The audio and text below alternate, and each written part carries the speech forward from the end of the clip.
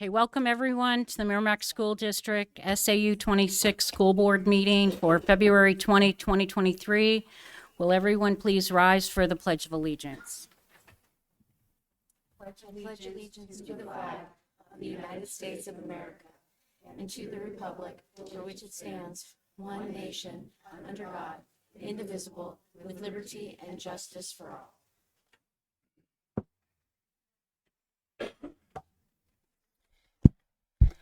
Welcome to our February 20th board meeting. I want to invite anyone from the public who would like to come speak to our public participation. You're welcome to come to the mic that's in the center aisle, state your name and your address. If you're a student, you do not have to state your address. Welcome. All right, someone much taller than me set that up. Good evening. I'm Heather Robitaille, 45 Springfield Circle.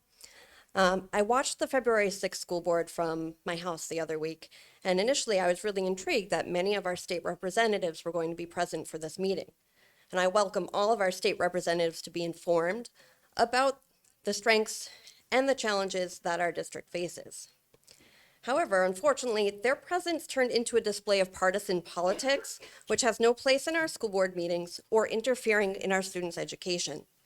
As an active member of our community, I know many parents share these feelings and would like to keep our school board and its education and support in the predominantly nonpartisan way that we have enjoyed in the past.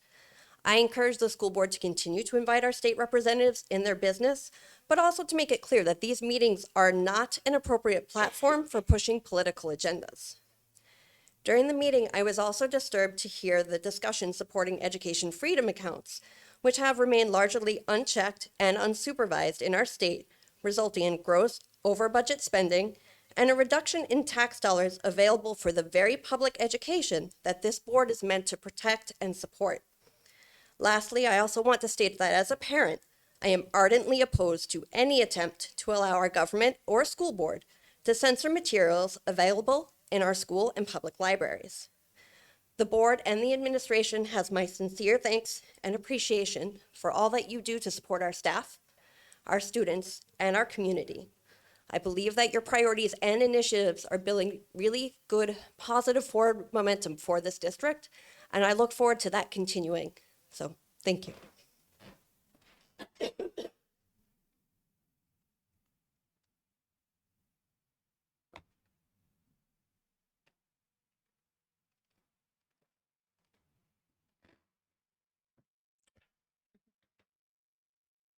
Good evening, Chuck Mower, 4 Depot Street. I am this evening before you as the chairman of the school district budget committee.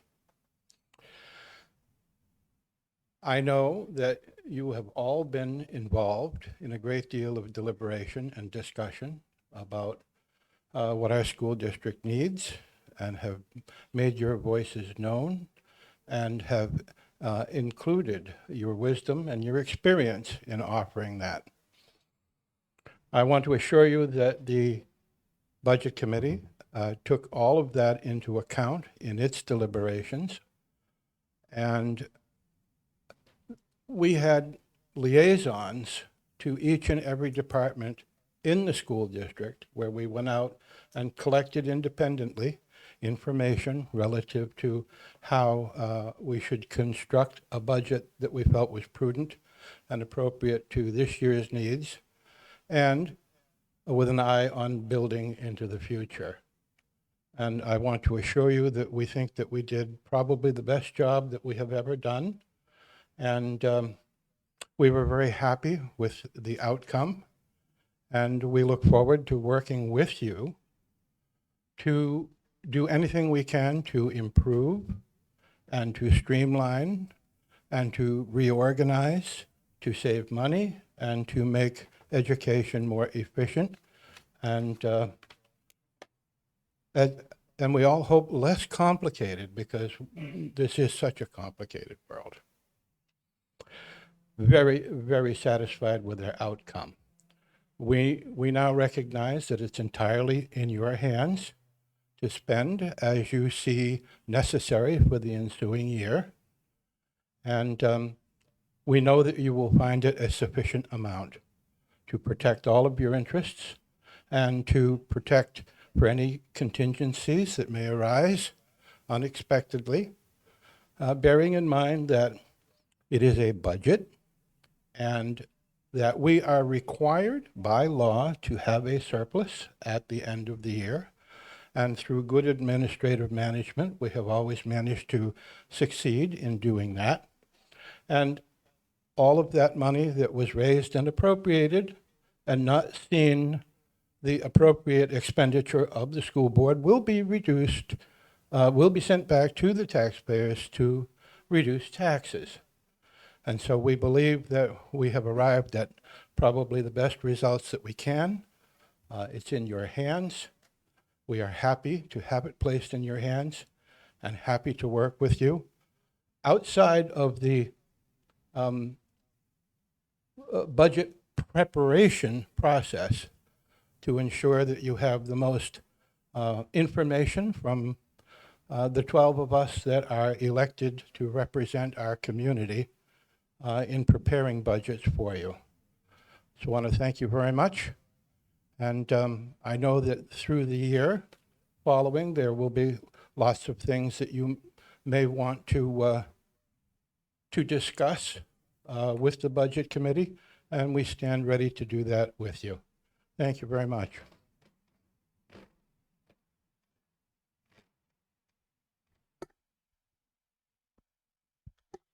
All right, thank you. We will move on to recognitions. This evening, we do not have any recognitions, but I anticipate we will have some in upcoming meetings. All right, we'll move on to updates, the superintendent update. Good news from Principal Michelle Romaine that after vacation, students in the grade 4 are anticipated to move back into MES, and that is great news. We appreciate the staff, students and the families for their patience and their understanding. We appreciate the workers, not only our maintenance and custodial staff, but contract workers for all the work that they have put into it. We want to congratulate the Merrimack High School swim team. They swam in the state championships at UNH. Both male and female teams did well. The women's team had 5 qualified swimmers and came in 4th place. Note 3 specific swimmers: Sarah Conquest came in 1st place in the 100-meter butterfly, and 3rd place in the 100-meter backstroke. Josie Stevens came in 1st place in the 200 individual medley and 3rd place in the 100 breaststroke, and Allie Marvel came in 3rd place in the 500 freestyle, which is a grueling event. And the women's 200 medley relay came in 3rd, and the women's 200 freestyle relay came in 2nd. I also want to recognize swimmer Cooper Hardy, who qualified for the competition, did an excellent job. The bowling team did an outstanding job, and we want to congratulate senior and captain Tyler Bernard, Ryan Church, Ryan Croto, Ethan Schalk, Noah Hutchins, Maxwell Townsend, William Fisher, and Brandon Fisher. They bring this year's trophy back to Merrimack.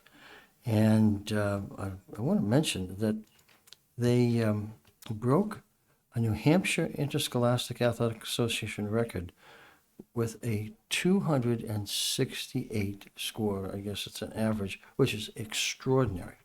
I mean, those of you who are familiar with bowling know how difficult the 300 game is, and this was quite close to it. Continuing with the athletic championships and competitions, just to give you an idea of how much our students have done to make us all proud, make themselves and their families proud. So, bowling state champs, Mia LeBlanc, all-around gymnastics state champion. Josie Stevens, Division I, 200-yard individual medley state champion. Sarah Conquest, Division I, 100-yard fly state champion. And Brendan Curley, the Division II wrestling state champion at 160 pounds. So outstanding young adults doing extraordinary things to make us all very, very proud. From the middle school, we have 11 students who are registered to participate in basketball and floor hockey in intramurals.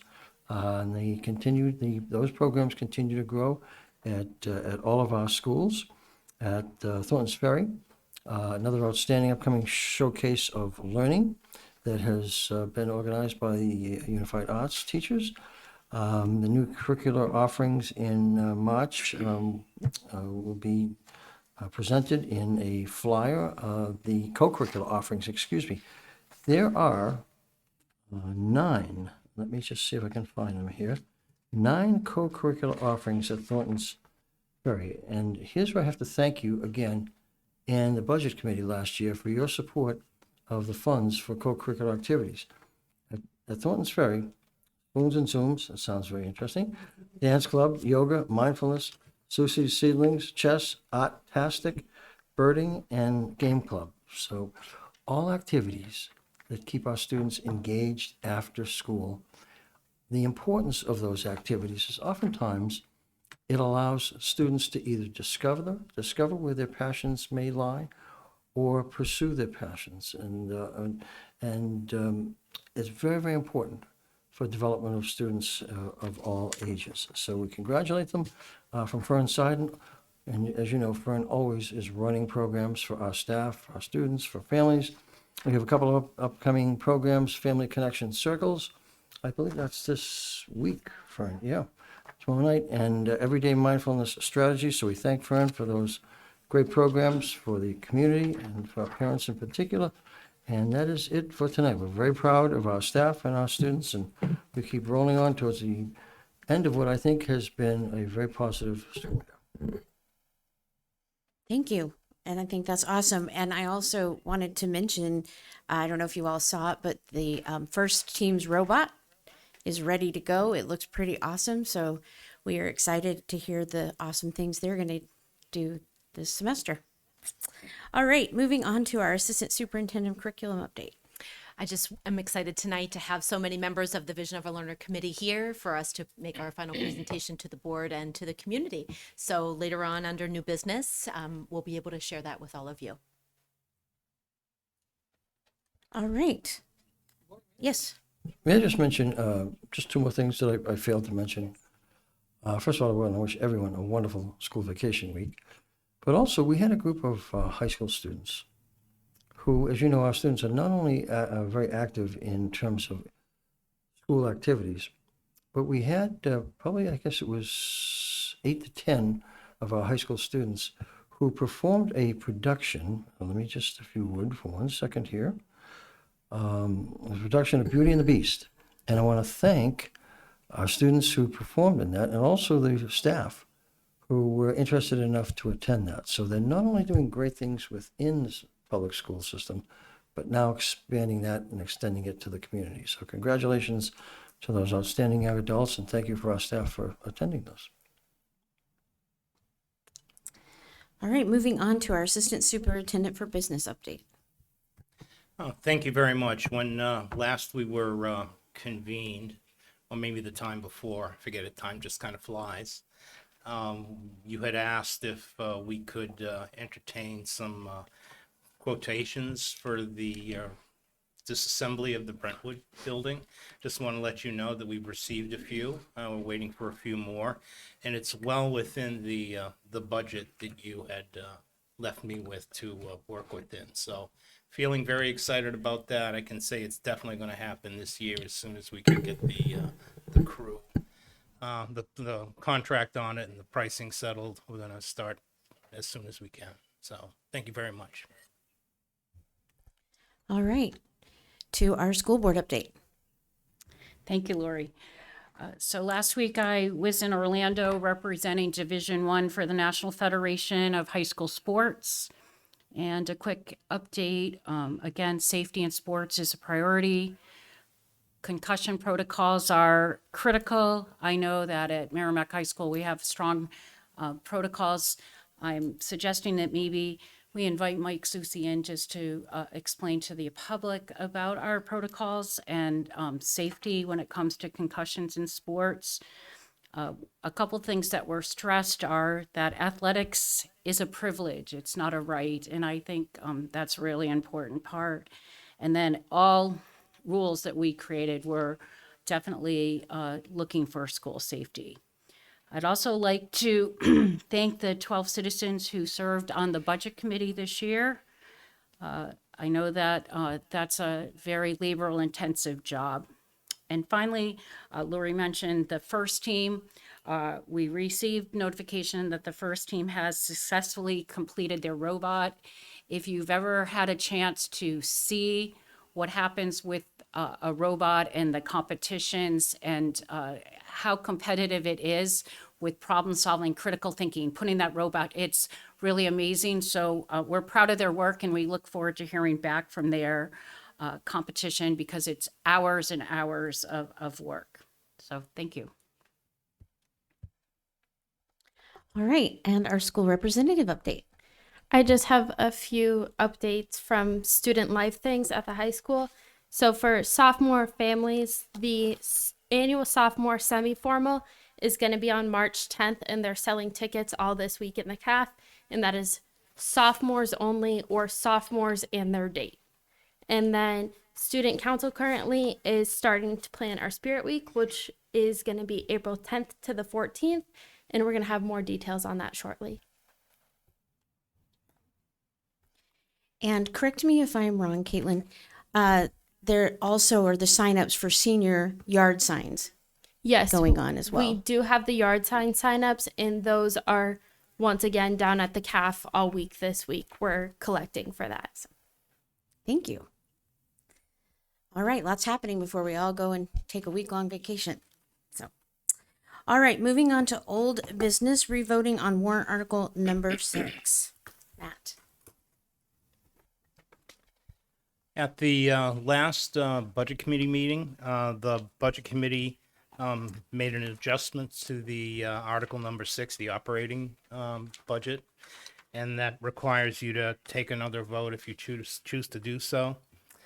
They added approximately $248,000 to the bottom line of the operating budget. They added back $54,000 for the softball dugout, $25,000 for furniture, $150,000 for a school board contingency account, $1,100 for ESOL supplies. They subtracted $79.23 because we're not going to have the utilities for Brentwood because Brentwood's not going to be there any longer.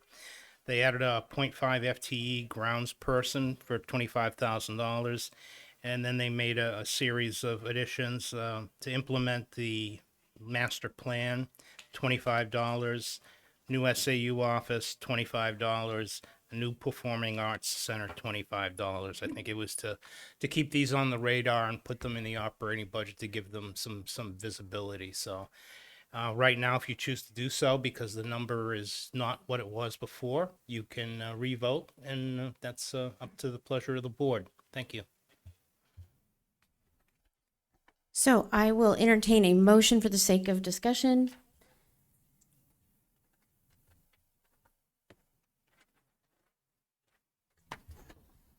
I'll move that we accept the new number as presented by the Budget Committee. Do I have a second? I'll second. Discussion. So I was the one who sat in the Budget Committee meetings, which was really fascinating, as it was the first time I've been through this process on the inside. And they made some decisions I actually liked. They made some decisions that I didn't necessarily agree with. But what they were thorough. And they were definitely concerned with the well-being of the district and wanting us to be as funded as we possibly can be. And I brought up the school board concerns in those meetings and tried to represent us as best I could. And in the end, I went back and forth, but I would choose to support this budget because of the hard work that went in and because the differences that they made in the end aren't, I hate to say not huge because everything is impactful, and even small percentages are impactful, but I don't know that they're worth causing a fuss over.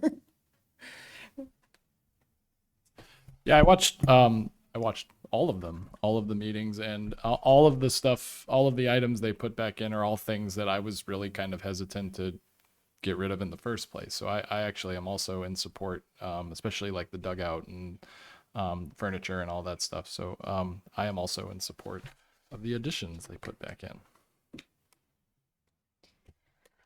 So I kind of, sorry, I kind of think, I kind of agree with Ken. When I walked away from our meeting, the one thing that sometimes I walk away and I think back and I think, oh, I wish I had done something differently. And one of the things I know I wish I had done something differently about was the tables, because the tables, furniture, because they were part of an already existing, very financially responsible plan that was purposely split across multiple years in order to be financially responsible.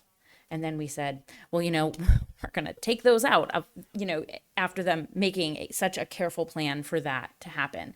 And they are, just tables, but they were the thing that when I walked away, I was like, oh, I wish I had kind of fought harder for that to remain for that reason, because it was part of a plan that already existed. So for that reason, I'm also in support of the changes. Also because the increase went from 1.48, which is what when we had developed our budget, that's what the percentage increase was, to only a 1.77%, which is still well below inflation and very well covers our needs. And I still feel like that's something that we can stand by and be proud of. So I'd like to address one item that I am opposed to. The school board contingency plan line item was budgeted at $100,000 in our budget. Naomi asked the question, what is that for? Matt explained what the contingency was for. It was exclusively for COVID, and that he was not using that line item. To put $150,000 on a $100,000 line item that's not even going to be used, however, makes all of those other things minor.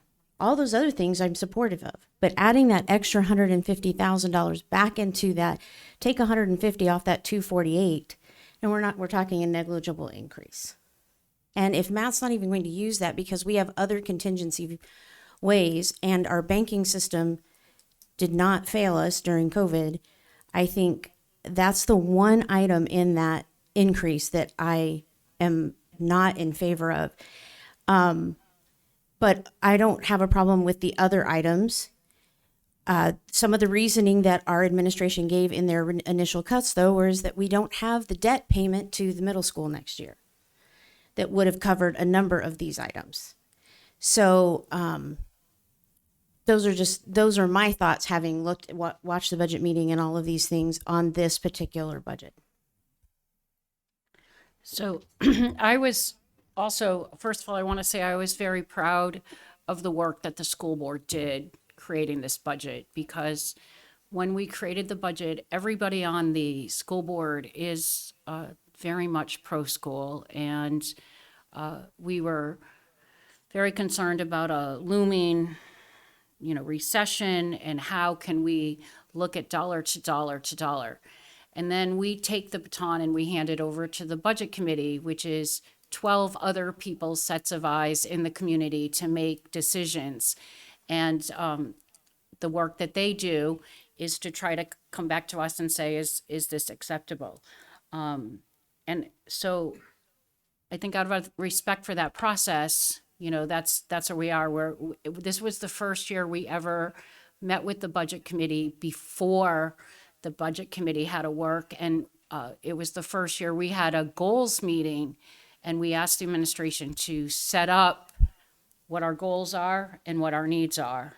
So looking at the contingency fund, I didn't really think it had to do with COVID. I don't know if Matt can clarify that, but I'd like to hear more of Lori's concerns. Well, the conversation at the budget committee's table was more around a contingency for a break in maybe central office administration. Naomi, correct me if I'm. That was one of the things that was brought up. So it wasn't in regards to COVID. It was a contingency line out of a potential, break in service of one of the people on the leadership team, somebody else to come in and fill in. So if someone went out on medical leave, Correct. had a long-term illness, we would have a safety net to support that Yes. position during that period Yeah, of time. that was the rationale for it. Okay. And just remember, you can't change the operating budget. It's going to go to the deliberative session as is. Deliberative session, you can do whatever you want, or the body out there can do anything they want with it, so.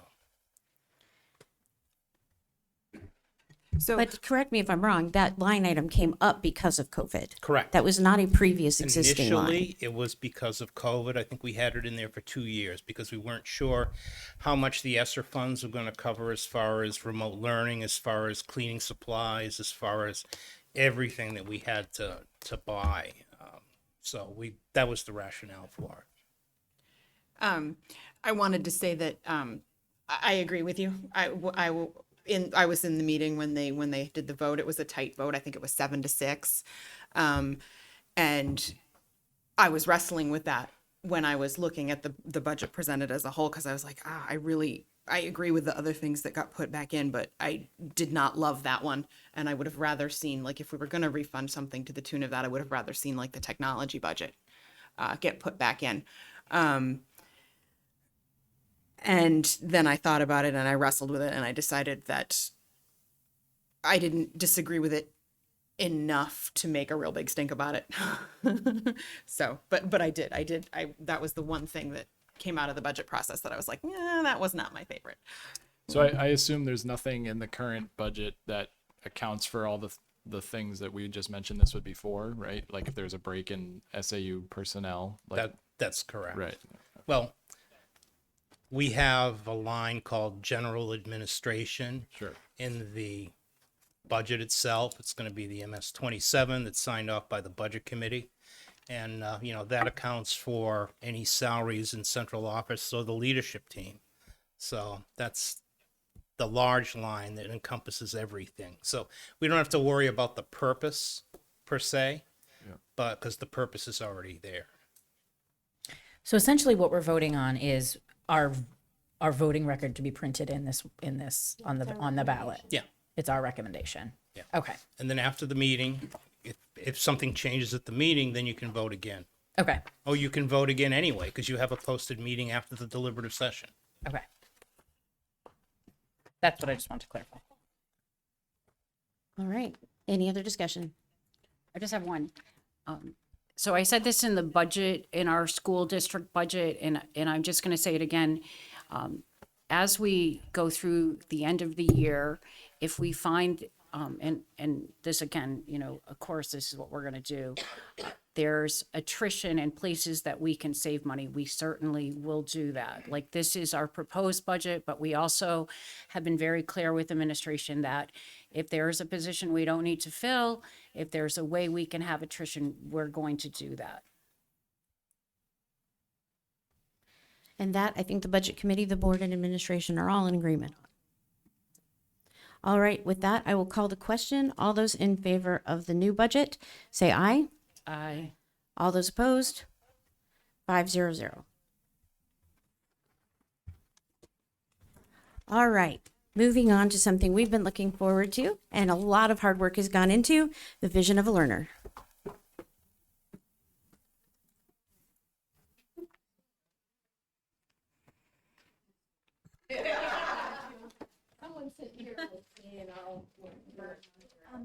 Can you see on the screen the slideshow?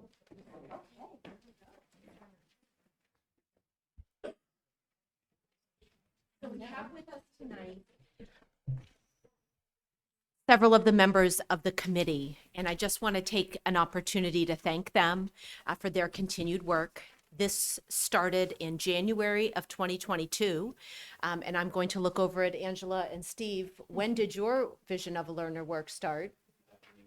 2018. So this work has been happening in Merrimack for quite some time. And what we have tonight to share with you and the community is our end result for right now. We know that as we continue to grow and look at how we can serve students, some of these approaches or programs may change, but our vision is really how we feel that learning and teaching in the Merrimack School District can be molded and used and developed moving forward around this vision. So if you take a look at the purpose that was established in January by the board, the goal was to be able to engage with a broad range of stakeholders in the community and to develop a common understanding of the vision of learning in our schools. Through this process, we're hoping to establish the values, priorities, opportunities, and challenges of doing that. And then throughout the process, the committee tried to engage with those stakeholders in a variety of ways. And I'm hoping that when each one of these committee members talks, introduce themselves, and talks about their experience on the committee, they can talk about what parts were meaningful for them. They did one-on-one interviews. They did surveys, and then there were some cohort groups, one that looked at visioning. I think, Fern, you led the visuals work, and Julie, you led the language work. So as a group, they also broke into other task forces to really take on this work and look at the data that was generated through all of those stakeholder surveys and interviews, and et cetera. So what we're hoping is that this work will serve as the foundation for whatever strategic planning work we do in the future, looking at the programs and things and the priorities in the budget, but also where are our opportunities for growth. So that sort of sets the stage. Heather's going to talk to you a little bit about the phases of the process, and then each member of the group has a part to share. Sure. So thanks for having us tonight. And it really is exciting to see this finally come before you guys. So we started this work last January, as Amy said. We met as a group, a cohort group that included representation from students, parents, community members, administrators, teachers, paraeducators. We really tried to look at all the different stakeholder groups, school board. And what we looked at was looking at 3 phases. So phase 1 was going to be the research phase. Phase 2 was going to be the actual visioning work. And then phase 3 was going to be the recommendations. Okay. And then phase 1, starting in February, so literally right around this time, 1 year ago, we got together at JMU's and the team with markers, chart paper, Post-it notes, all kinds of things gathered together to really take a look at how we would go about the process of researching this topic. We knew right away in that first session that we wanted to look at both the visioning in terms of the language, the words we would choose to represent that vision, as well as some type of actual visual, and even sort of behind that, the website or web-based component of it that people could click into and actually dig deeper into it as the process would go on. So from the very first meeting, we knew we were going to focus on those 2 components, which is, as Amy mentioned, they became sort of sub-breakout groups, but we actually met every month as the whole group to talk about what was happening. The initial work was really looking at understanding what do all the different stakeholders want in terms of that vision. When we think about pre-K all the way up to a graduating senior in Merrimack School District, what are our priorities for learning, for student learning? What do we want our young adult citizens to be like? How do we want them to represent in our community? So we also looked at that component. And then finally, we were looking at how would we identify opportunities and barriers and on how we would prioritize this work during the process. So this was the research phase. We actually had a gigantic brainstorm list because we broke into little subgroups, which we met, and every time we got there, we all had a little home group. And we would look at research, we would look at examples, different visuals, all kinds of different things. And then people would put up chart papers, and we really looked at what would be the key activities. We were going to establish that task force with the broad representation, which we actually did. We were going to survey students, as Amy said, parents, families, teachers, community members, We were going to conduct the focus groups and interviews. We would have this ongoing, open, sort of shared document in our team drive that people could look at, add stuff so everybody could be seeing it as it was happening. And then the job during the research phase was to organize that information, synthesize it, interpret that qualitative data from the interviews and surveys. And that was going to lead to that second phase, which was going to be the actual visioning. So what happened in the surveys, hey, you want to go right here? All right.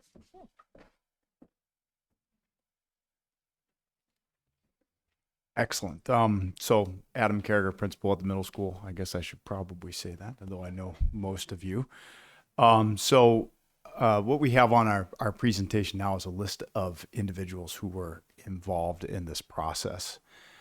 This list is really an attempt to get a solid cross-section of not only the school community, but also engaging the community. So it's made up of parents, of students, community organizations, administrators from school district, as well as from the buildings, school board members, teachers, paras, just really trying to gather a very wide swath of individuals who had a stake in the game of what we want our vision to be as Merrimack School District. So that's the list.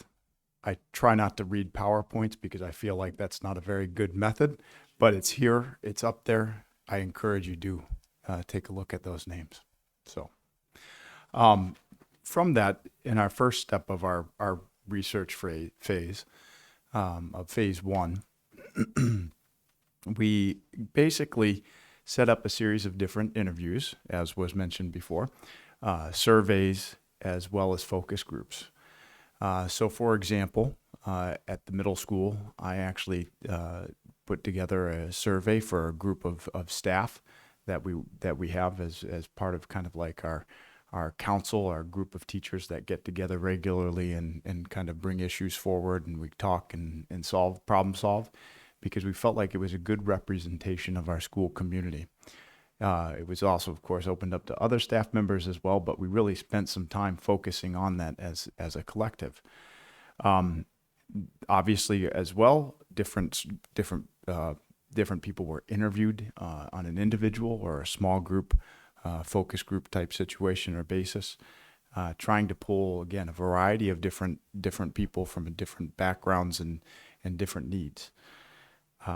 The whole objective was really about finding the answer to the question is, what is the community of Merrimack's vision of a learner? All the questions, all the survey, all of that information really was pointing towards that one specific thing.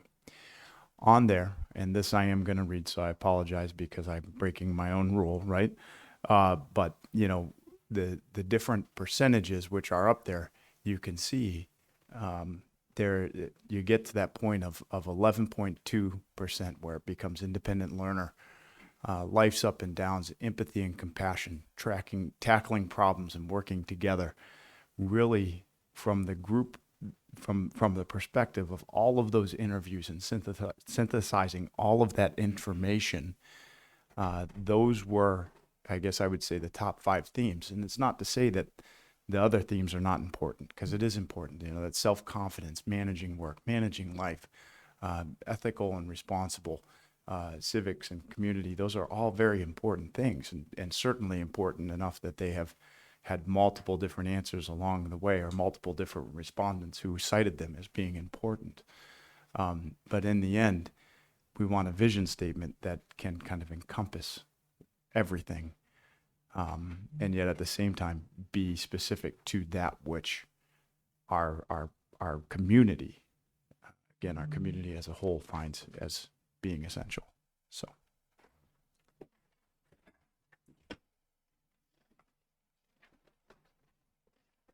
Hello.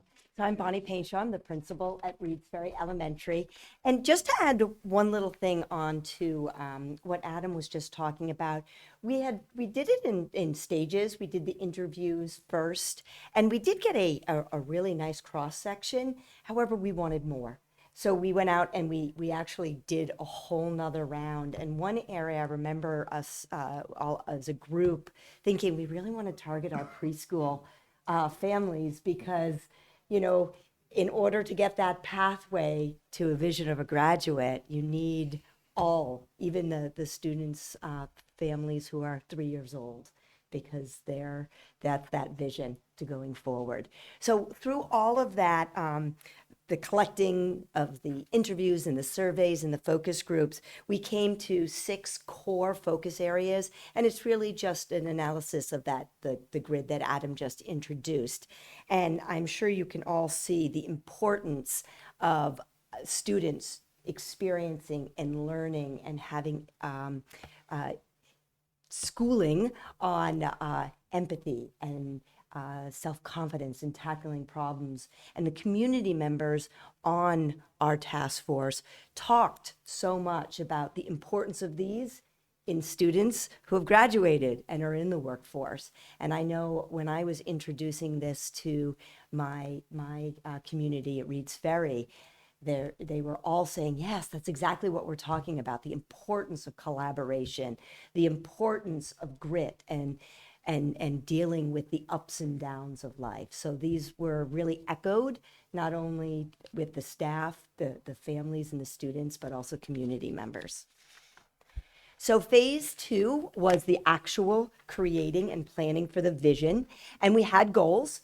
It was to develop the collective vision. It says kindergarten, but I would even say pre-K through 12 of the Merrimack School District.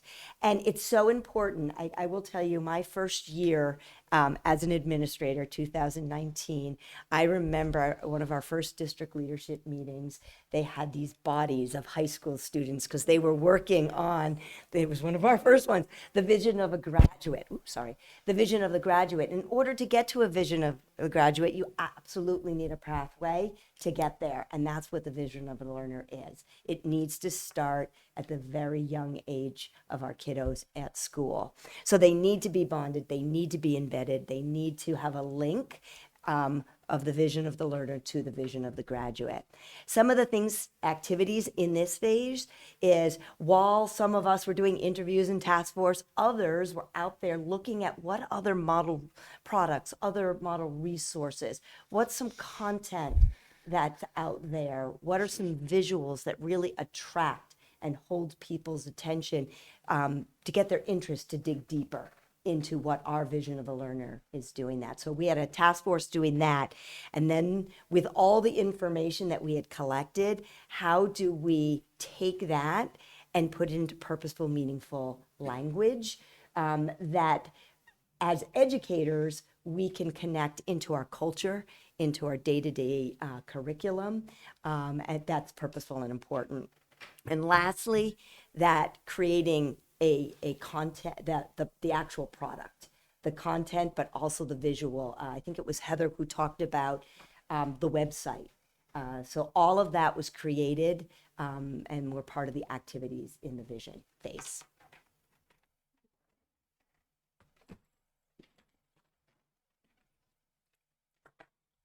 Keep looking. Hello. I know. It's on. Julie DeLuca, principal at Thornton's Ferry.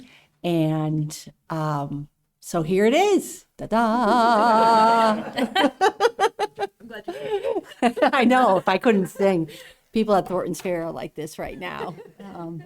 So what I appreciate about this graphic is, or really about anything really significant work like this, is that something so complex, and the process was so complex involving so many people, but the outcome is rather simplified and very clean and very concise, and I find visually appealing.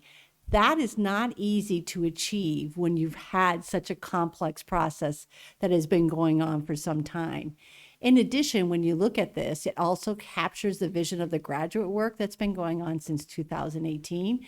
That work dovetails very nicely with was it 5 attributes? 5 attributes that you see. We didn't know what the word was going to be. We weren't sure if it was pillars or attributes. So we're going to go with attributes. I hope you're okay with that because that is now going to be the word that we use. It's on TV, everyone. It is attributes.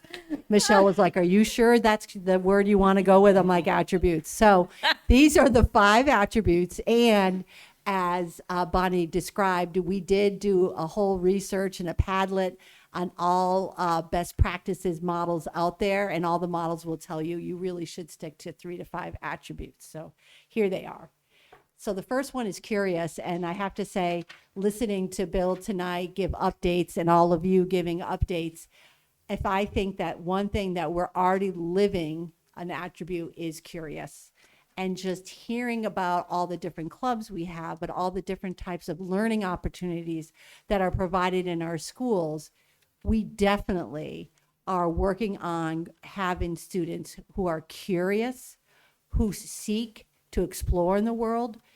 As you know, and we can all read every day, is that we need to build curious kids because the future is so undefined and transforming and changing every day. We know with artificial intelligence, are the jobs that we're preparing kids for today, will they be there tomorrow? So this is one very important attribute as we look to engage our learners for the future.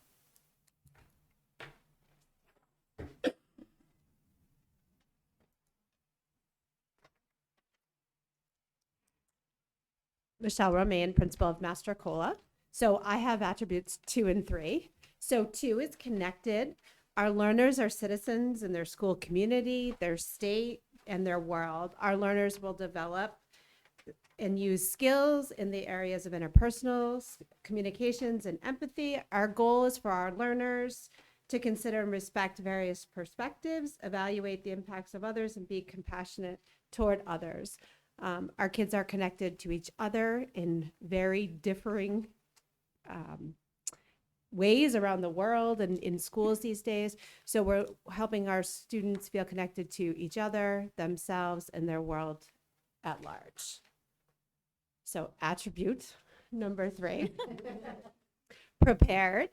And as Julie mentioned, our learners are preparing for a future that we don't really know what it looks like. Their job force will be very different. There are jobs that don't even exist at this point. So our students are or will be prepared through skills that a lot of the community members that we met with stated and stressed, those skills in communication, collaboration, self-management, and decision-making skills, so that our students will be prepared for whatever world they want to enter when they leave the Merrimack School District.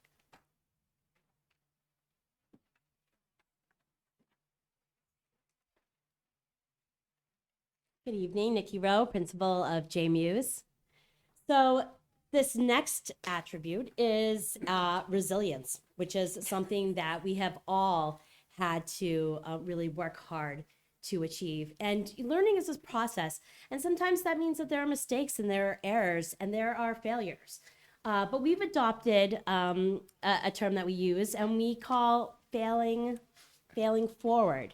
Because we know that each time that we have a setback or that we don't reach our goal, there's learning to be had.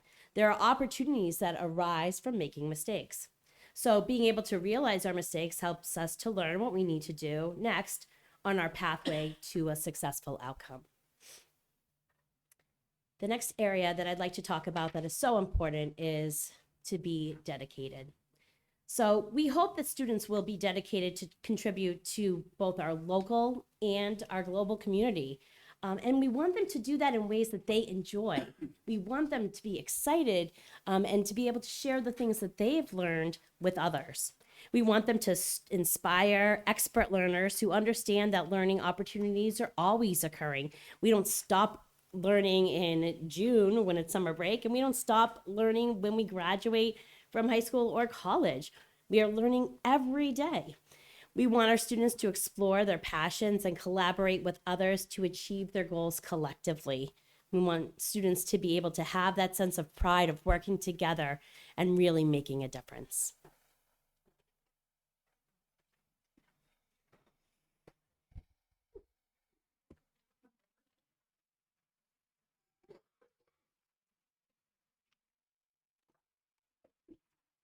Good evening, everyone. Steve Clare, principal at Merrimack High School. So as Amy mentioned earlier, back in 2019, the high school, 2018, the high school started their NEASC reaccreditation process. We used community, student, and staff input.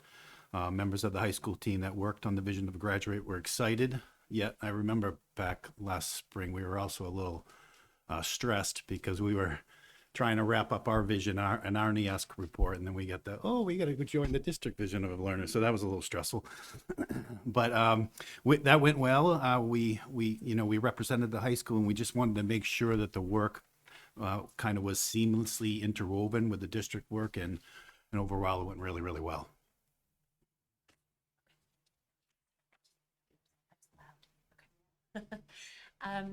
As Steve was saying, we were really excited to be part of this process, just because we had done so much work with NEASC, and then to see it all come together was really exciting. Our vision of the graduate is quite a bit longer, and that's the little introduction, but the definitions from this vision of a learner, the attributes are woven throughout our vision of a graduate, and our purpose is just helping students develop into graduates who are ready to face their futures as independent individuals and active citizens. We've been starting to work on talking about how do we incorporate these into our classes. We're really excited about these attributes. Yeah, I just like to, finish by saying we finally did receive our NEASC report back, and we sent in a rebuttal, and now we've received the final product. And we have a 1 year and a 2 year and a 6 year plan in process, and certainly it includes embedding the district-wide vision of the learner into our NEASC response. So, thank you.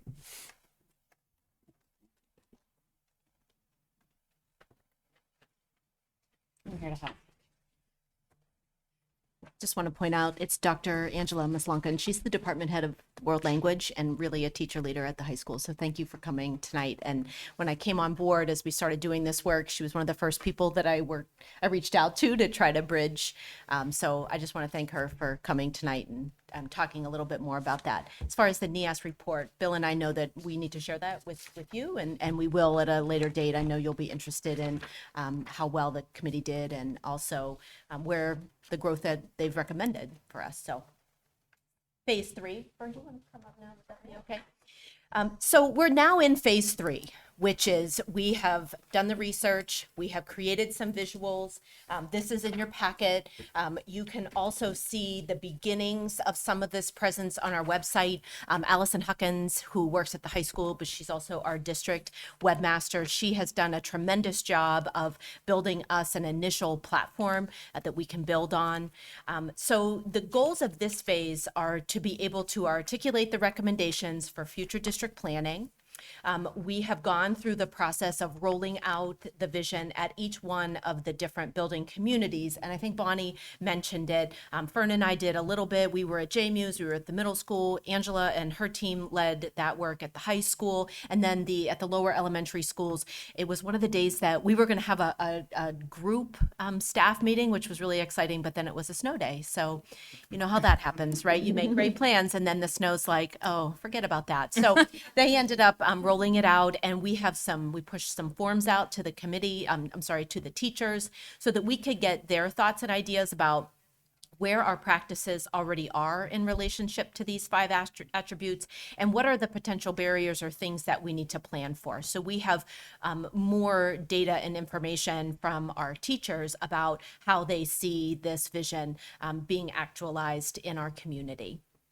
And so the key activities in this phase, as I mentioned, will be to activate that process, providing a constant presence of this commitment through our goals, our online presence, our communication and media, and then also working to really facilitate the ownership of the vision to everyone, not just teachers or board members or administrators, but also within the community. So one of our recommendations, of course, is to figure out how we are accountable to these attributes that have been given such great thought by this community. And it's very exciting from my perspective as somebody who is kind of really honed in on and focused so much on whole child learning and social emotional well-being and wellness, because very strong programs out there often start with a vision of a learner. So to finally have this, it gives us anchor, it gives us foundation to build from that's really, really truly reflects this community and what is important to this community. So I'm quite excited about it. This idea of, we measure what matters. And so if this matters, we have to think about that. And so we thought we would take this opportunity to share one idea that we have that we're exploring. And we know that we want to develop a system for gathering data and develop a process that's going to help us understand this work that we're doing. We want to make sure that we're thinking about evidence-based tools. And so right now, I had mentioned this at a prior meeting, so we thought it would be worth weaving into this tonight again, because it very much aligns with this work that we're doing in our vision. We are currently planning a small pilot of what's called the Devereaux Student Strength Assessment, or the DESA, and it maps really well onto our vision of a learner. So if we determine that it's feasible and effective, could potentially give us a really strong way to look at outcomes and where we're headed with this. It's a strength-based tool. It's completed by teachers and can be used to develop implementation for and improve the opportunities for students to practice and learn the skills, so we can see, we need to strengthen our work in, for instance, our resiliency skills or curiosity skills by focusing in on different areas that the DESA is able to kind of pinpoint. There are several schools around the state using this, and definitely around the country. As I said, it's strength-based, and it's just very much able to support a lot of different models that are really important. MTSS, RTI, mental health, thinking about supporting the growth of mental health among students, school climate and culture, 21st century skills, college and career readiness, and all these kinds of things that are really important in the development of our students as we pursue the vision attributes. So there's, families who are involved in the pilot will be receiving a letter so they know about it. But we're really at the stage of exploration. Really, what does this look like? What would it mean? Because it is a big undertaking to adopt this kind of a tool or assessment tool that would be useful for us potentially in the future. And so really, as we talked about the next steps, we've already kind of accomplished one of them, which is we've really facilitated it at each school. But as Amy was referring to, we've gathered a lot of information and more data from our educators to learn more from them, what they're already doing and how they see this, like getting their response to these attributes and helping them start to kind of think about their work through this lens. And we want to make sure that there's a strong presence on our website that's very dynamic, and that it especially uses some media engagement and sort of seeing the work that's being done on an ongoing basis to capture those moments where we see this emerging, because that's going to build the efficacy that we want to see in envisioning what this looks like in real life, in real time with our students. And I see it all the time, every day. I was just at Thorntons Ferry this morning and saw the rollout of their showcase of learning, and it was remarkable. It is focused on service, for instance, this year. That's the theme. And so that very much obviously was getting at that idea of dedicated and connected. So it's going to be really, really wonderful to start seeing this work through this model, this framework that we've developed. there's a lot of people to thank for this work. As you can see, it was lots of people coming together, a lot of time spent. We had a facilitator from CAS named Bill Wilmot. He's not here tonight, but he did a ton of work. The person in my position, Kim Yarlett, before she moved on, she was at the beginning of this work, and I know that the district certainly thanks her for bringing this and starting that work. Julie and Fern each led a task force, which was no easy feat in the summer, trying to get people to come and engage. So they did, a tremendous amount of work. All of the administrators who were really trying to tap leaders in their building to be part of this work, encouraging parents to, complete those surveys and be part of interview teams, and to everyone that shared their thoughts and ideas. We are really thankful for community members and students, staff, teachers, everyone that gave their feedback, because that's what led us hopefully to an anchoring vision. And as you can tell, I think the committee, we're just really excited about this work. I don't know if you have questions for us or members of the team. Maureen is also here. She was a community member. She let me know she was coming last minute. I'm sorry I didn't give you a slide, Maureen. So if she has anything to add, she certainly can. But we're open to your questions. School board. Sure. Comments? Oh, Maureen. Well, good evening, everybody. For the record, I am Maureen Mooney. I live on Handsome Drive. I just want to add a few thoughts to the process. First of all, I'm so grateful that the community was allowed to partake and participate in this great vision of a learner. I was the community member, and it was good to solicit other community input through the surveys and the interviews that took place. As I relook at my notes over the past year, we did an incredible amount of work, and I think that's very evident in the great presentation that was just given to you. Also want to say that it was a great opportunity for community members to be able to work, collaborate, and meet school leaders in our town. Our schools are very important to us. Whether you're a teacher, a parent, a student, or a community person, that's very important to everyone who lives in Merrimack. And I would lastly just like to make mention that Bill Wilmot, who was the facilitator, was top-notch. Unbelievable, and I really enjoyed the sessions working with him and all of you. Thank you very much. Thank you. Questions or comments from the board? Yeah, I'll start. This is awesome. I know there's a ton of enthusiasm behind this whole project and all the work that you guys put into it. It's laid out really well. It makes a lot of sense. I find it interesting, or not, it makes sense that it works out this way, that the 5 pillars, attributes, whatever. Sorry, I'm already screwing it up. The 5 things on the list were also sort of like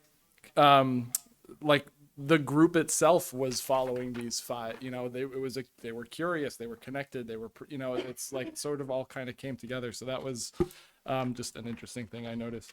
I was just wondering, all the surveys and things, do we have a rough idea of how many people were surveyed, just so that people watching at home might be wondering? We probably have to get that for you, but we do have it. Yeah. Like an approximate number would be okay.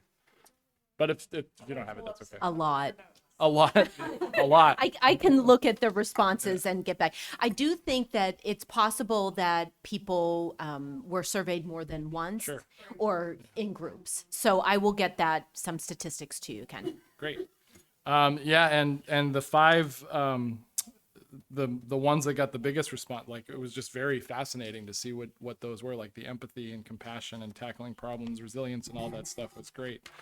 I had other stuff that I wrote down. And I think Fern said it too, just having that anchor of everything we do comes back to this is so important, because that's, you can build off that. And I was wondering, and this was probably in the next steps part, is there a plan to, maybe this is happening already, to revisit current curriculum, practices, protocols, everything we do to align with that? Is that process like happening, or? Yeah, I can talk a little bit about that. Right now, we are working really hard to capture our curriculum in in EduPlanet 21. And Jason Pelletier, who's our Director of Technology, he's not here tonight, but he's done a lot behind the scenes with that tool. And we're actually going to be able to add our vision of a learner as part of our anchoring curriculum standards. So when the curriculum is written and we're looking at things like our essential questions or the knowledge and skills, the understandings, we're going to be able to pull those into the curriculum that we're working on. And as Steve and Angela talked about, as they continue to progress in their vision of a graduate, we'll have certain things that we have to report back to NEASC related to that as well. And I think that committee is working on rubrics, right, Angela and Steve? And so once those are done, I am hoping that we can expand that work to also include the vision of a learner at the other grade levels. So those are sort of in the works. And I do think having them in the EduPlanet 21 tool will be a constant reminder for people that are developing the curriculum that they're part of our standards. This is what these are important to us, and we're going to refer back to them and purposefully select and input curriculum that meets them. As far as programs, I do feel like we are in the beginning phases of really looking at what core programs are we using. I know that in talking with the language arts coordinators and the elementary principals, when you look at bringing in a phonics program like Foundations and the interventions that come along with that, that really is looking at helping students be prepared in lots of different ways. Looking at the updated Envisions program. Envisions is a program that really encourages curiosity, resiliency, problem solving. So I would say a lot of that work is happening. Oh, that's great to hear. I'll probably think of other stuff, but I'm going to stop talking now. Anyone else? Jenna? I just wanted to, a couple things. I love this so much. I love that curious was one of the words you guys landed on because we say that a lot in our house. My husband always says, leaders are curious. I don't know what, but apparently they really are. Like, you are validating, and I love that. So I just, and I love, this is so silly, but I love the graphic for resilient. I just feel like it captures it so well. My question, because this looks so nice, especially, are these going to be posted in every classroom district wide? Just because that's what they are in my district, and every room you're in and you want to reference it, you can turn and look right on the wall. I would say that is certainly one of our end goals. The vision of a graduate is posted in every classroom at the high school. And then once this rolls out and we're, to be honest, settled on what's next, that would be once teachers knew about it and students knew about it, putting it in the classroom is the next, or in the hallways is the next natural step. Yeah. So I would say yes. Okay. Awesome. And I have one more question. This one's more for Fern. Is the DESA, is it similar to the Sabres? Sort of? It's a strength-based So it's program different. versus the Sabres, which is not necessarily strength-based. Okay. But it's I it's see a that, yeah. tool that really is looking at competencies and Yes. skills and opportunities to learn those skills. Okay.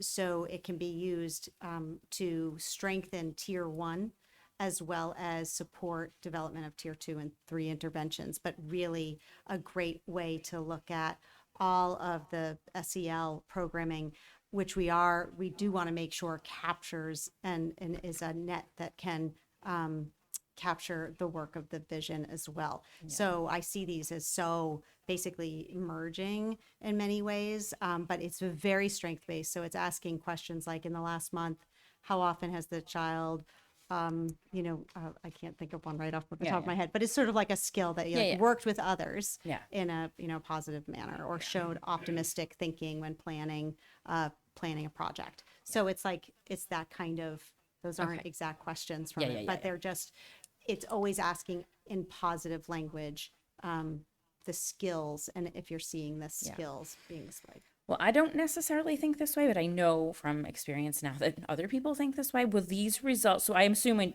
parents will be communicated with about their participation. Will those results be available to parents for their own student if they are interested in having those results? If we adopted this program, we're not really, this pilot is super small. It's just really literally to see, how does this fit? Would this work? It's very like, how long does it take to give? How does it does it seem like it produces results that would be helpful to us? Yeah. So we're really not looking at this small pilot to dig into those deep questions about students right now. We're looking at it more, but certainly if people have questions, they can contact us. I mean, it's just that it's such a high level overview of like, let's look and see how this tool works in this light, doing this work that we're doing. Is this a good fit for us? So we're looking at that fitness of this program in and of itself. But in the future, we would look at this very much as like other curriculum-based assessment tools that we use to understand student learning. And so we probably follow along with many of the other protocols that we have or practices that we have to implement those. So, Okay. yeah, so it would never be, we would absolutely want to have, and this is what's wonderful about this program is it has a great parent portal, which we made sure to put on this because it has wonderful tools and strategies to use at home. And I always say too that this is, if we went with this program eventually, what's interesting is to think of it developmentally. We're all on a spectrum. If any one of us had somebody doing a DESA on us for our developmental age, there would be things we were still working on and need to grow in because we are all always growing. So it's really important to look at these skills in that manner. It's not, this is a measure of student competencies and developmentally. And so it has great tools for parents. And I'm the kind of parent that would be interested in that information for my yeah, of child, not course. suspicious of the, sometimes there's two different reasons parents might ask. I want that information too. Yeah. Or I don't know, I want to know what you are collecting up the data you're collecting about my child, right? Yes, and there's we can like share, they're like all the questions are shared, and we can share every question that's the teachers asking. It would open up great conversations with parents about their students and the development. That's the kind of questionnaire it is. It's very like the strength based is the best. It's one of the ones that is most strength based out there. Great. And I'll just say, when I was talking to Fern about it, you really asked the right person the right question, because she could give us a Venn diagram of the difference between the saber and she's probably doing it in her head right now. But the DESA also, when we think about individualized learning paths or small group instruction, built into the DESA, right, is access to, once you give it, if you have it, you can hone in on what your class might need or what a small group of students might need, and built into the tool is sample lessons from well-vetted programs, whether it's Second Step or Character Strong. So they're all there that teachers can just click a button and say, I need to work with this group of students on regulation. Here are a list of 5, 6, 7, 8 lessons that the teacher doesn't have to go and try to find themselves. They've all been vetted, and we know that it's because, as Fern mentioned, because it's evidence-based and it's a research-based tool, we know that those resources are appropriate for the kind of education we want to provide to students here. That's awesome. Thank you. It's pretty amazing tool. Yeah. So I think this is exciting, relevant work, and I'm excited that, we included community members, because as we always say, it's a 3-legged stool, and one of those stools are parents and community members. So it has total buy-in from everyone. The other thing I was going to say is I like the poster too. And as Steve Clare knows, when NEAS comes into your school, they ask kids, do you know what the mission statement is? So, printed material and announcements. So if we ask a student a year from now, do you know what the vision of a learner is? They're going to say, yes, it's all about these things. Because I know this is the work that we're doing, and it's so important, because we talk about all the time personalizing education, and this is really personalizing education. And one little part that I really like the most is teaching kids how to grow through failure. It's so critical in today's world. And, getting them to understand, they're walking down the street and they fall in a hole, let's go around, let's go in a different direction. It's okay that you failed, but how are you going to get beyond that? And I think it's just, they're all critical skills, but for me, that's a very critical skill. One thing I want to make sure that we stressed enough was we had students on this team as well. High school students participated on our team. So they provided at really, really critical junctures. They just provided such, they really provided such great insight into some of the language we were using. And so I just wanted to mention that as well, that we had some highly involved high school students as well. Well, and I didn't want to put Caitlin on the spot, but I was going to ask what you thought of this. I love it. I love organization. I love plans. So like this makes me very happy. This also makes me very happy just how neat it is. And like as a student, it's cool to see like the other side of it that like you never see, like how much planning that you guys put into things. Cause like I would say I see it more than other students, especially with like student council and stuff. I see how much Hall and Dumais like put into it, but it's cool to see how much the district like wants to support us. So finally, I just want to thank everyone. There's just so much talent in this room, and we know that you were up at 5 o'clock this morning. So we really appreciate you came here with all this great enthusiasm and all the work you do for our schools. So thank you very much.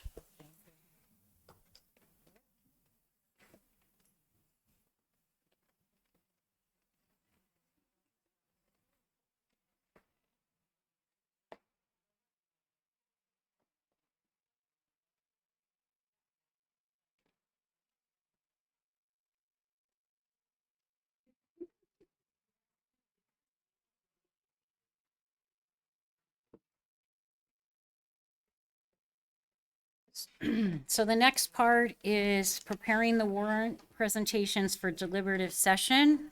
So deliberative session is on March 6, 2023. The backup date, oh, is that okay? Okay. Yeah, just turn. All right, sorry. The backup date is March 8th, 2023.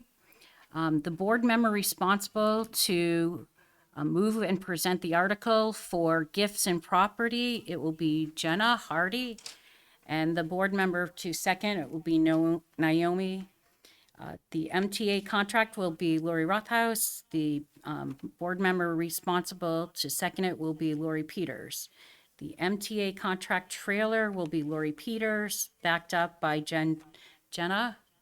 And then the roof replacement will be Ken, based up by Naomi. And then, of course, the school district operating budget will be done by the budget committee chair, Chuck Mower. Any questions? Anyone like any changes? No, I just want to review the fact that somebody types that all up for us and has it ready for us that night, ready to go, right? That somebody will do that. Yeah. Yes, that's. I don't know who the somebody's gonna magic be ready. somebody is, but I No sure do idea love the who magic that- yeah, somebody. yeah. My guess is in Sandy the Swanson. past, if you had a question, Matt, we could always refer to Matt. So if we can answer most questions, but if we got stuck, we can always refer to him. Okay. So I went to deliberative session last year, but I've never done it before, obviously. I'm trying to remember like how it goes. Is there usually like a lot of discussion? Is it usually quiet? Is it like what's sort of It totally honestly depends. depends. There's no two deliberative sessions that are the same. But mostly it's just understanding your article, and Matt will give it to you, and be prepared to answer questions. But it's really a community event, so but you're just gonna sit on stage, and the school district lawyer's there, the administration, everybody's there. And if the community has questions, they come to the microphone, they give their name, address, and then they present the question. But again, if you can answer it, that's fine, but if not, we just refer it. Yeah, just look over your shoulder or look to your right, you know. Thank you. Amy's gonna take all the budget questions for me, so, right? Sure, Matt. Okay, moving forward. Update on graduation pathways and extended learning opportunities. Yes, this memo was, and my information in there was not intended, just to let you know, for any formal vote tonight in terms of the specific nature of the program. We need to have more discussion. What I'd like to do is give you a presentation on March 20th of what the high school feels is necessary for the type of program. Is it during the day? Is it during the afternoon? Is it during the evening? What specific students are we looking to involve in the program? And I'd like to engage you in conversation also in terms of what your vision of that program is. What I would like to ask you for tonight, however, is, as you know, we approved a job description last year for the director of this program. There were several applicants, 4 or 5 applicants, several from inside the school district, one from outside. The outside candidate withdrew. And through the interview process, I've selected Harley Hall to coordinate and direct that program. And I would ask that we at least have some public vote of acknowledgement. Holly, as you know, is currently on the staff and is very highly regarded as a class advisor.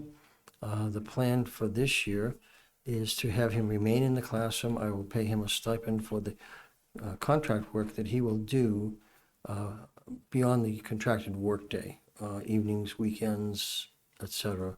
Because it's going to take a lot of work to get this program off the ground. And so I would just ask that you be willing to take a vote of approval of my selection of Holly for that position so we can officially move forward.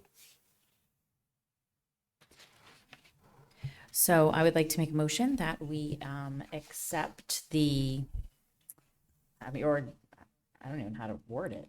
My recommendation. Accept the recommendation to have Harley Hall step into that new role as the Graduation Pathways Program and Extended Learning Opportunities Director. Yes. And I'll second. Any discussion? Yeah, just real quick. So this is an administrative position. I don't know Mr. Harley that well. I assume that it's all the qualifications. That's correct. Yeah, okay. That was my question. I don't. Yeah. Oh, sorry. After you're done, we need to vote. Okay, so we have a motion on the floor. All those in favor? Okay. Opposed? 4-0. Thank you. Other, I just have one thing for other. I don't know. Does anyone else have anything for other? No? Okay. So I would like to propose that we have appoint, I don't know if this works, but have 2 board members work with the town council to explore moving our voting date to March to align with other communities.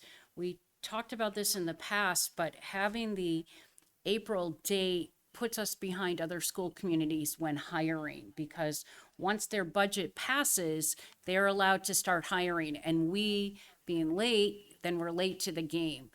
And we can't hire without the money. So if we could, if anyone would be interested in exploring that, if that would be something the administration would be in agreement to, I'd like to hear from you. I think that would be something that maybe a year from now we could get to.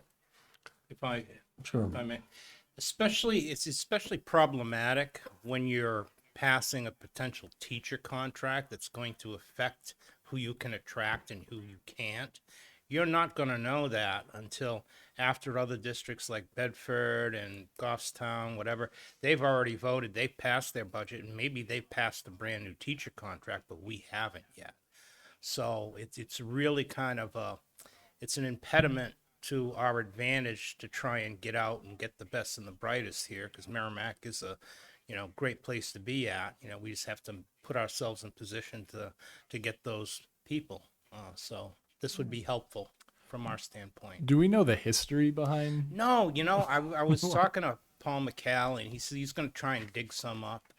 I think maybe someone from the historical. Do we have an expert here that might know? May know what that's all about. I haven't talked to him, but I was going to talk to some others.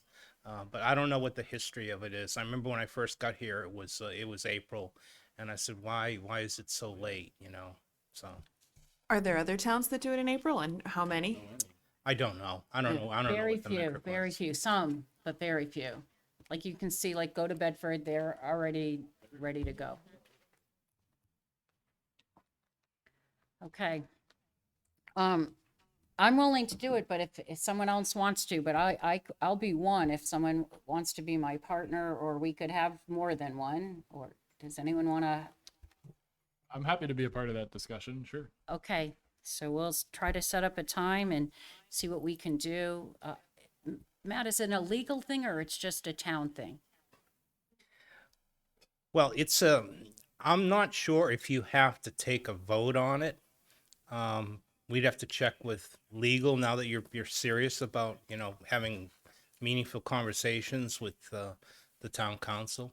We'd probably check with legal to make sure that we can do it. The town has a charter. We don't have a charter. So I don't know if they would have to do a charter change, or we could do it by virtue of a vote at deliberative session or something like that. I'm not quite sure what the mechanism is. So We can explore. we'll have to it, that's for explore all sure. avenues before going great guns for this, so just to see what it is. Okay. I was going to say thank you for that initiative, because we've talked, as Matt said, how important this is to make sure that we have appropriated funds, that we can at least guarantee we can hire the staff that we need, and we want to be as competitive as possible. So thank you for that. Okay, moving forward, we're going to talk about policies, the approval of the availability and distribution of healthy foods, the EFA. Yes, we have two policies: the availability and distribution of healthy foods and reporting child abuse or neglect, that for the third review. And then we have several other policies dealing with early admission to kindergarten and grade 1, service animals, animals in the school, and student use of information technology. All of these have been reviewed with some suggested verbiage changes by our legal counsel. So I feel confident in any of the policies that we bring forward to you are correct and appropriate in terms of their compliance with statutory requirements. So just to clarify, since Lori Peters had to leave, the approval of the availability and distribution of healthy foods and the approval of the child abuse and neglect, they've all been through the reading and the vetting process. So tonight should be the night that we approve them. That's correct. Okay, right. So we need to take a vote on each one of those separately. So first one, the school board policy on availability and distribution of healthy foods. Discussion? Well, I was going to make a motion that Okay. we A approve motion that to policy. approve? Yes. I will second that motion. Okay, those in favor? Aye. Thank you.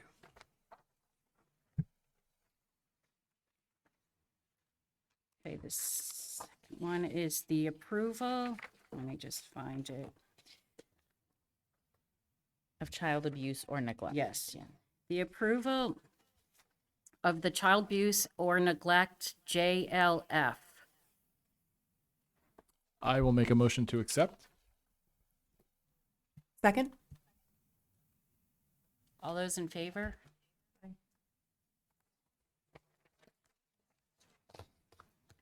Okay, this is going to be the first reading of the early admission to kindergarten and grade 1, JFAAA. That's correct. So what you have generally done, the customary process is to waive the reading of these policies that are before you for the first reading.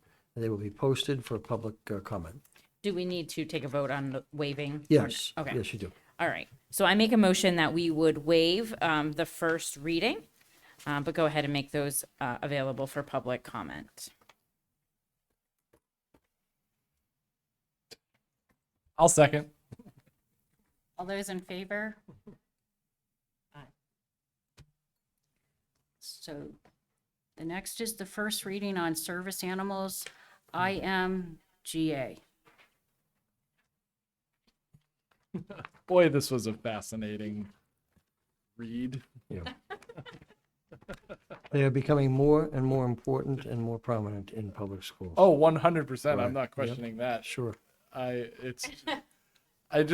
very intrigued by the line between what constitutes a service animal according to this language in here. It's either dog or miniature horse.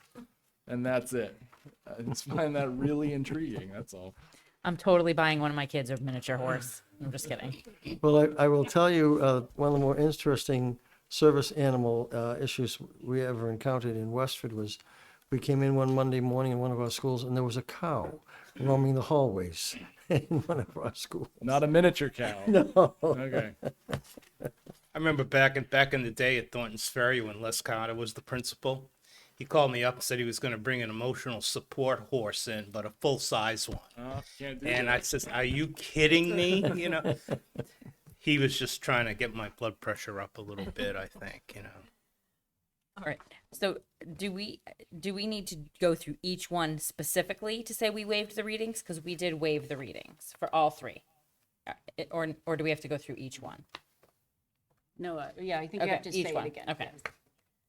So did we take a vote to waive the reading on this, the animals and No. stuff? Okay. I would make a motion that we would be able to waive the first reading for that as well. For service animal policy IMGA. Second. All those in favor? I do want to ask one question on the service animal ones. Do legally, do the school districts have a right to limit what we say? You know, we say, well, we just want dogs and ferrets, but we don't want cats? I mean, we can.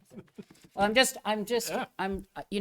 I'm trying to look at, you know, just running the school district and what it would be like if someone, you know, brought in a ferret or, you know, I know everything has to have rabies and all of that, but if we could maybe start with dogs and, you know, take it by, somehow write the language that we'll take it case by case, because if someone came in and they had a real relevant reason why they needed to have something different, we could. Yes, we always want to review the health and safety standards and any liability issues associated with any type of animal in the schools. Okay. Now. Oh, on the service animals? So we have, animals in the school. Go ahead, Jenna.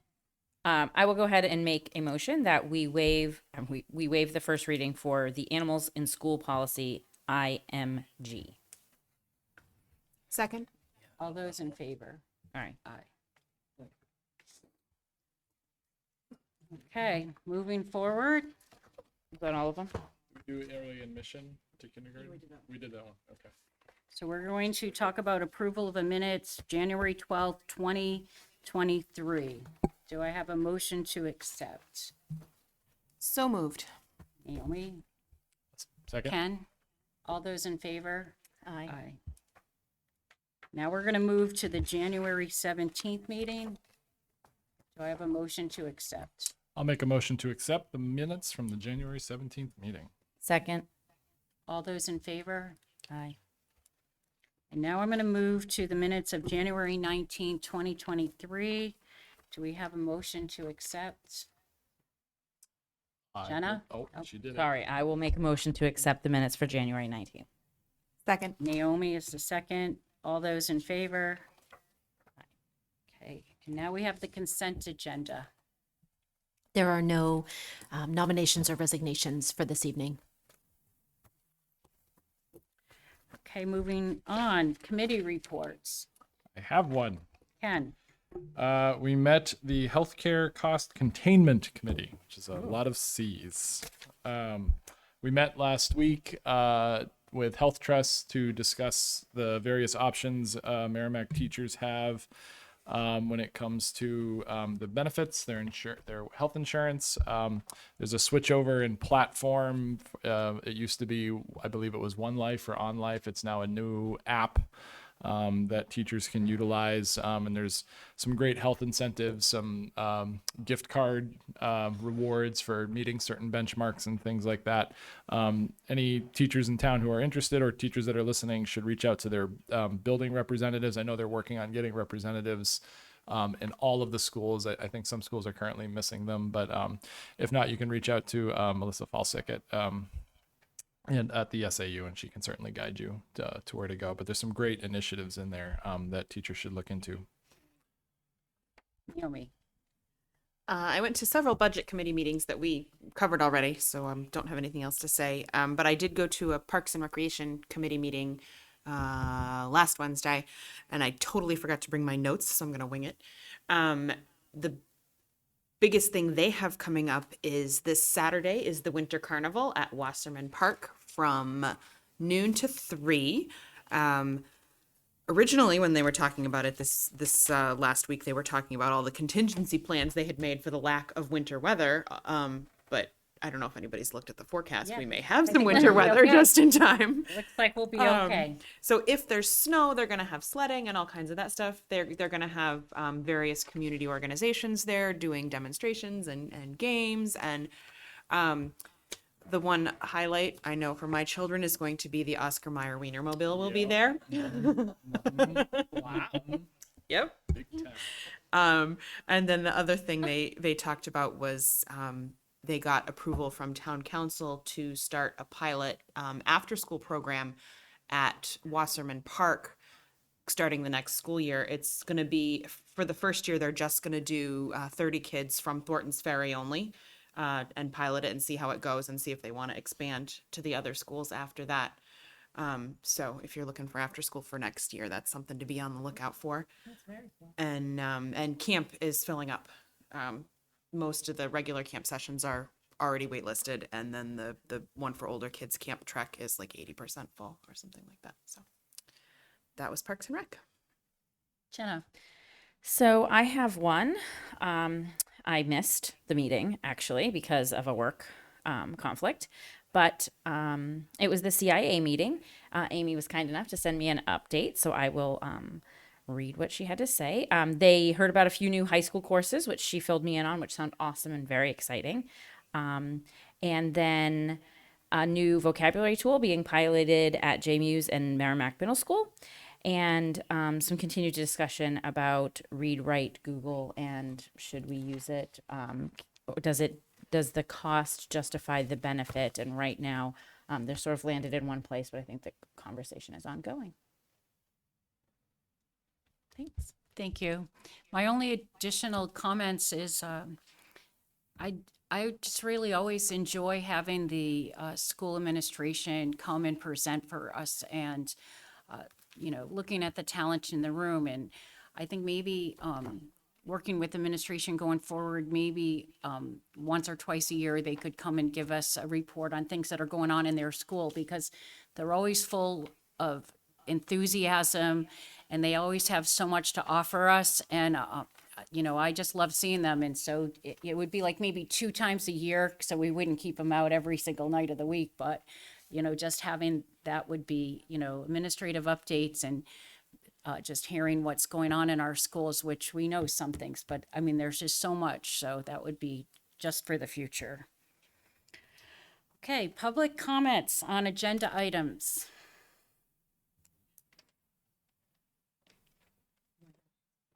I'll be quick. Heather Robitaille, 45 Springfield Circle.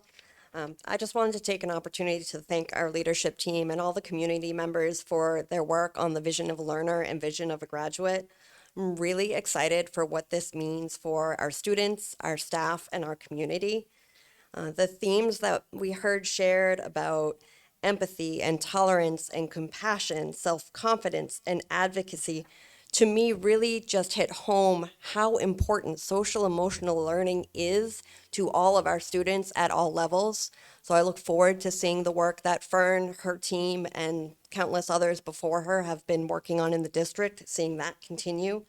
I really love and appreciate the thoughtful, in-depth approach to this, from the community involvement, the staff involvement, student involvement, and the consistency in the messaging from pre-K to a senior in high school. I mean, that's an amazing thing to be able to say that you have, to see when you go from school to school, what the goals are and what we're striving for here in Merrimack. So I'm really excited to see this work rolled out and implemented. I also just wanted to quickly thank the Thornton's Ferry Unified Arts team and the staff for all their incredible work and creativity with their showcase of learning as well as the co-curricular programs. My daughter's had an opportunity to learn American Sign Language, and she has been practicing signs to me at home. I hope they're all nice, but I need to brush up on my own sign language. But there has been so much buzz in the school at Thorntons Ferry regarding these programs that are being offered. Nothing like that was available when I was a kid, and it's just one of those things that makes me so proud and so grateful to be part of this community. So thank you for making the budget possible for those things and for empowering our staff to bring these opportunities and bring these passions in our children forward. Thank you. Any other public comments on agenda items? Chuck Mower, 4 Depot Street. The civics that I grew up on, right here in Merrimack, was that you never went to a public meeting and didn't stand up to say something. Sitting silently back there, or just assuming that all of you were doing the right thing always, doesn't really advance the information that we need to know to conduct our affairs. And so, at your invitation, I come before you this evening. There are a couple of things I might add some clarity to. You remember when everybody didn't want to sit on hard chairs, and therefore we finally wound up with Senate Bill 2, where we had the deliberative session and then the voting. Well, actually, the school district voting and the town voting was a little bit like that. Some years back, the town said, hey, March, we're still busy plowing snow. It's not nice out. It would be easier for us and more convenient for us if we met in April instead of March. And then, of course, with the according efficiency of holding school district meeting at the same time that town meeting would be held, it all seemed like a very cogent kind of coming together. But of course now there are some questions about that because we live differently now, and that's wonderful. And I would certainly love to see that pursued, that something better could come of how we accord our finances correctly or correctly according to today's needs. Service animals. Rest assured, there is a legislative enactment to make sure that service animals are certified. And they have to go through a rigorous training before they can actually be certified. So I doubt that we'll be necessarily contending with favorite pets that are just dragged in and claimed to be service animals. Bill apparently had a cow down in school in Weston. I would be reluctant as the historian in Merrimack not to tell you about John Wright. Most of you have at least heard of John Wright. He was a very important man in our community. He was the minister emeritus at the Congregational Church for 65 years. And he lived in that lovely old brick house down across from about where Shaw's is. And he was a farmer, and he was pretty loose about his animals. It was a small town, and they were always getting out, mostly because John only fed them with one hand. That's all you got, was just that. So they began roaming around looking for a little more, and one night the toll house at exit 11 called him up. And they said, John, one of your cows just went through the toll booth. And in his characteristic Yankee way, he said, I suppose you're calling me because they didn't pay the toll. And that's what life was like back then. Now, on a more serious note, there were a few things mentioned in the budget proceedings that I do want to bring to your attention. We are a different community The demographics are always changing, and we are on the cusp of becoming a completely different community than we were just a very short time ago.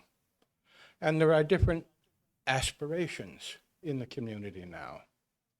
And I think rightly so. We're a town that's situated on a very prominent part of the landscape in New Hampshire, to our advantage. And our future looks very bright here. And so, yes, we're always trying to pick up and keep up and do and look ahead. Kudos to the program that was sponsored here this evening. A wonderful first start, absolutely wonderful. It puts us on the right path. That's just a terrific thing. You're hearing that from an old timer that, you know, is just somebody who wants to operate with some relevance in today's society here. Excellent. And yes, next steps will follow on very quickly. The job, of course, as you know, is never done. So competency assessments and so forth. And the first thing you know, we will have, in fact, I believe, a very top-notch, envied position in the state regarding education. Now, we did put something in the budget about the SAU because we wanted it symbolically to be taken seriously that, yes, people forgot about that because that was then, but this is now. It was an emergency then, 20 years ago, and it remains an emergency. And I know we're not going to do that next year, but we need to make that a priority in our community, amongst others. And some of the others that were brought up were a performing arts center. And I have to tell you, I had the pleasure of seeing the New Hampshire Philharmonic the other day play at the Seifert Performing Arts Center at Salem High School. What a remarkable facility. Oh my goodness.